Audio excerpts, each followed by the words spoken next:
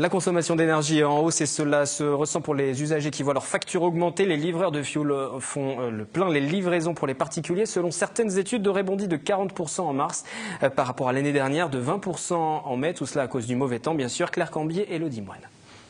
Pluie, brouillard, averses, crachats, intempéries, appelez-le comme vous voulez, le mauvais temps persiste depuis des mois.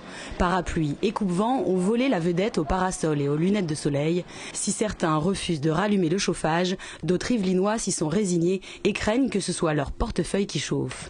De toute façon, moi j'ai un chauffage collectif, donc oui, il est allumé et voilà. J'ai pas le choix, mais tant mieux qu'on en ait. Il y aura une incidence sur le loyer, sur les charges en fin d'année. Oui, pas de problème. On y aura le droit aussi. Je dirais au moins 100 à 150 euros de plus pour l'année, quoi.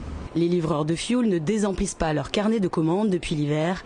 Côté consommation électrique, la hausse reste modérée. On a en Ile-de-France un surcroît de consommation électrique qui est assez modeste, qui est de l'ordre de 3%, alors que sur l'ensemble de la France, on serait plutôt à plus 5%, voire même plus 10% à certains moments.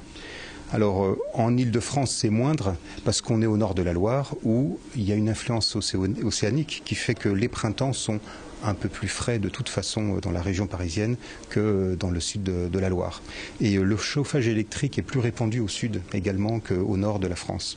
Comptez tout de même pour votre prochaine facture une hausse de 10 à 100 euros. Pour les adeptes du chauffage au gaz qui connaissent les mêmes difficultés, on note heureusement une prochaine baisse du prix de 0,6% le 1er juin. Les particuliers ne sont pas les seuls à trinquer, même les administrations sont concernées. La communauté d'agglomération contactée aujourd'hui indique que leurs radiateurs sont rallumés à minima le matin, une première en mai. Et justement, êtes-vous inquiet pour vos factures? Avez-vous déjà du mal à régler ces additions? Quelques réactions au micro d'Elodie Moine, c'est notre question du jour. Non, en fait, j'utilise pas quasiment le chauffage parce que bon, c'est vrai qu'il faut faire attention aussi à la planète. On le ressent sur la facture, bien sûr, oui. Il y a 20 à 30 euros de plus, je pense. Je le saurai d'ici un mois. Je sais pas, après, il faut voir ce que ça va donner sur les factures, quoi. Mais dans l'immédiat, non. Tant que je suis au chaud, c'est le principal. Je pense que quand même, c'est quand même un petit peu inquiétant. Il est fermé déjà. Je mets des chaussettes.